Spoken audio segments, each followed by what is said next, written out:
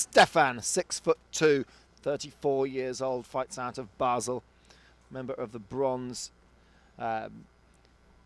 winning team at Moscow World Championships last year, and he will take on the Ukrainian Anatoly HEREY. HEREY, 6 foot, from Dynamo Kiev, 27 years old, comes from a fencing family. Both his father and his uncle fenced for the old USSR team back in the days when the Ukraine and Russia were all one big happy family. Referee for this match, Miguel Pagiev of Moldova. The video referee, Regis Trois de Avila from Brazil.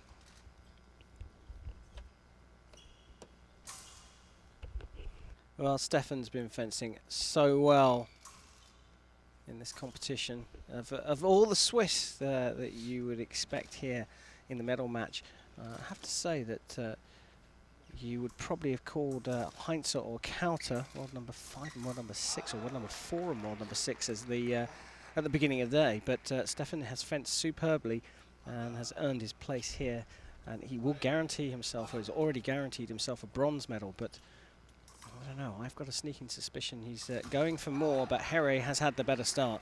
Well, you could say that all of the 4 semi-finalists have done better in team competitions than they have done in individual events. Yeah, I think that's a fair shout. And this is their chance to shine. We've lost so many big names in this competition. Yeah, it's often the case in épée. As you said, yeah, anything can happen. Well, the highest performer in as an individual in the 4 out of the 4 in the semi-finals was in fact Park, who got a silver medal at the 2014 World Championships. Steffen does get off the mark.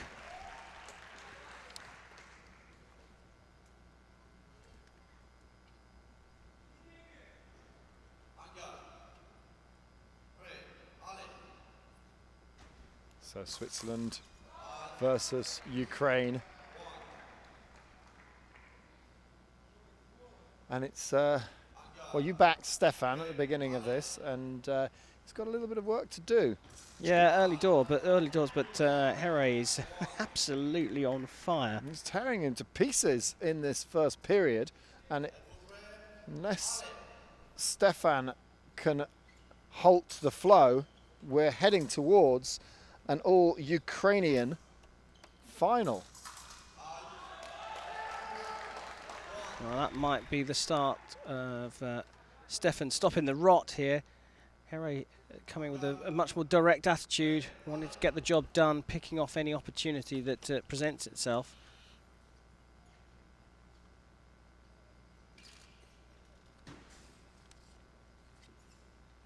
Ukraine qualified as the second highest team at the closing of the world rankings for qualification for the Olympic Games. So a very, very strong team outfit, Ukraine.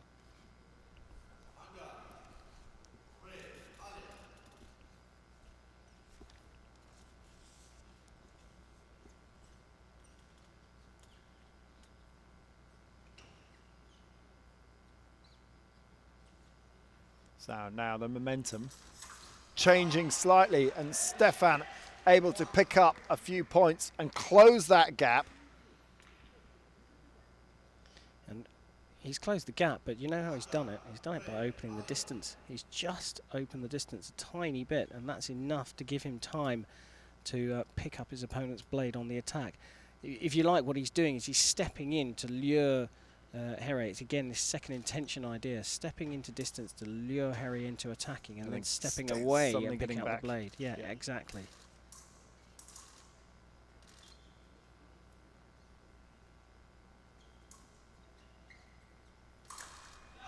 And there it is, they're level.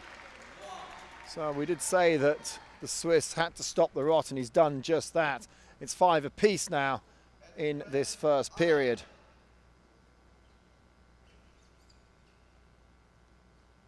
So shaky start from the Swiss, but he's made up for that.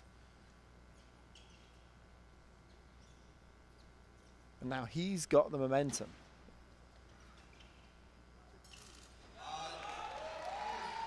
Again, opened up the distance, lured HEREY in too close, and a flash attack.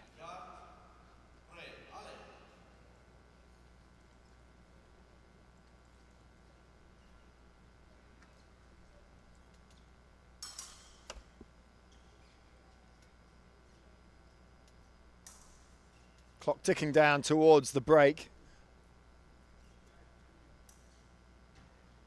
Still a chance for another attack. And it looks to me like STEFFEN is asking for a video review. No, he's not. He's not asked for it.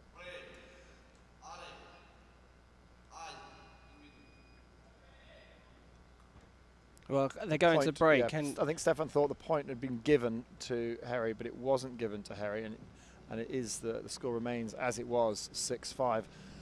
Karim. Well, like I said at the beginning of that fight, HEREY was making light work of STEFFEN. If he was a cheese, he'd be Emmental at the beginning of this fight, and he turned it around, plugged all the gaps, and managed to get back into the lead. Your analogy is particularly cheesy, Karim. If he was a cheese, he'd be Emmental. That's a Swiss cheese with holes in it, isn't it? Yeah, so's Gruyere. Yeah, but he managed to. Not only did he plug the gap, plug the holes, he's now 1 point ahead, and he has the initiative. He's almost worked out HEREY, his Ukrainian opponent. Yeah, what he did was he just slightly opened the distance, and so a good time for HEREY to go and have some words with his coach. The coach will have a very clear idea on what he's supposed to do. His coach Vladimir Stankovic is the coach of the Ukrainian team. A very successful Ukrainian team. So into the second period, 3 minutes on the clock. I think really to separate them at 6-5. Well, if anything, it looks like HEREY's opened the distance even further. So it was STEFFEN that moved from a close distance to a slightly wider distance that took him from a 5-1 deficit to a 6-5 lead. HEREY said, well, okay, I'm going to open it even further. It'll be interesting to see whether he now moves to a concept of second intention fencing. Somehow he landed out. I'm not sure he knew how he got that one. Have a quick look at the replay, if we can get a replay. It must have hit on the first landing here. There you go. It did land. First time to body the Prime flick. You see there it lands, and then he comes up into Prime. That's just a backup. And blocks out. Yeah, and it's a backup. It blocks it out, but it also he's also pointing the weapon at his opponent's leg to try and pick up the opponent as he runs past. He wasn't 100% sure that he was going to score, so he just kept it going just in case. But he did hit, and it's 6 apiece. Yeah, well, often you see when EPS are taking lessons off their coach, there'll be a combination of 3 hits in a row. So the simple one, and usually you see this at the beginning of a one-on-one lesson, is hit to the wrist, hit to the middle of the arm, and hit to the upper arm or chest. So one after the other, bang, bang, bang. And so EPS do train with a combination of hits one after another, just in case the first one doesn't land. It's like, 2 backups to go with it. If at first you don't succeed, remise.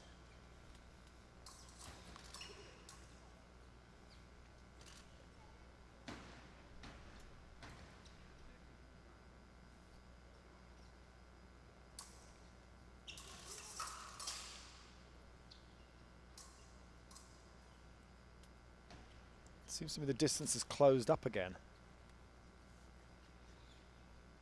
Well, they're both working on mucking the distance up, to be honest with you. So yes, you're right. At times now it's getting very close, and neither fencer really committing completely to it, and that's why you ended up with a double.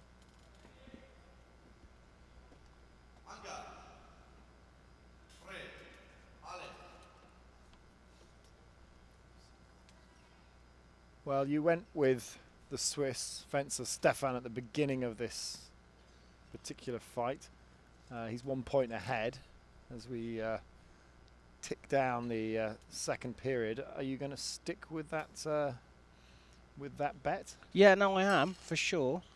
I think that things at the moment are too tight to really be 100% confident about that, but just at the moment, it's STEFFEN that's happier with this longer distance. And for me, HEREY needs another opportunity to go and chat with his coach.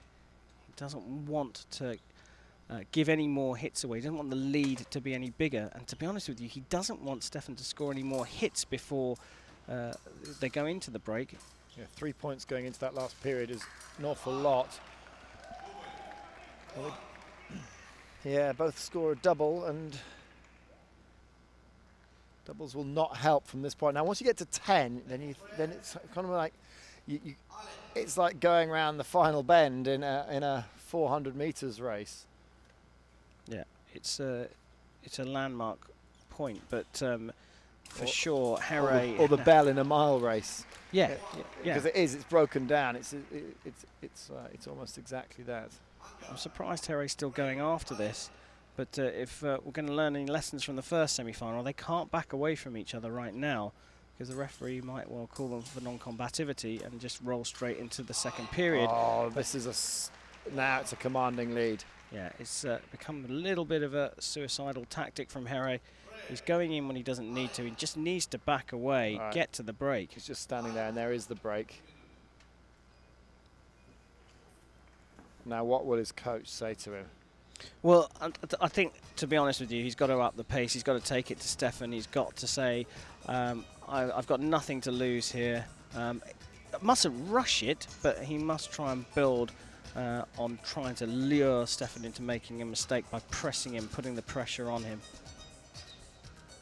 And these brilliant replays. There was the hit with the backup, which wasn't needed. Flick to chest there, failing. And there, as he goes for a really big action there, the Ukrainian, it's STEFFEN we see mopping his brow that flicks over the top of the arm, and he definitely is in the box seat now.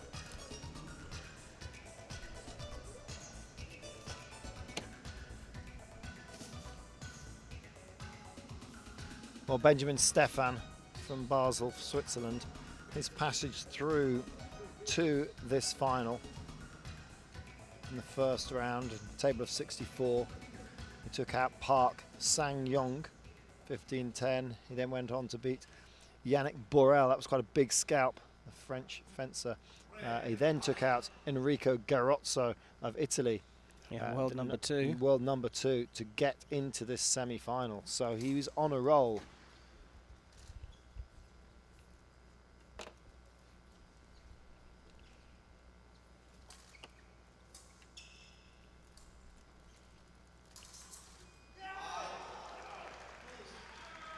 That is a crucial hit. Yeah, well, it said that HEREY needs to put the pressure on. I think he didn't really set anything up there and just close the distance without any intent. STEFFEN happy to stay away, happy to retreat to his back line. And what picks up a circular cease closing out riposte, doing the splits at the same time, and then without the use of his hands, pops back up like a jack in the box. Look at that. That's James Brown. That is flexibility like you wouldn't see anywhere normally. Well, it's not just flexibility, it's the strength at that full stretch. What an incredible athlete. And he is through to the final. What a way to finish. Benjamin STEFFEN. Two superb hits to end this semi-final. And one Ukrainian seen off, and he will face the other Ukrainian, Bogdan Nikishin, in the final.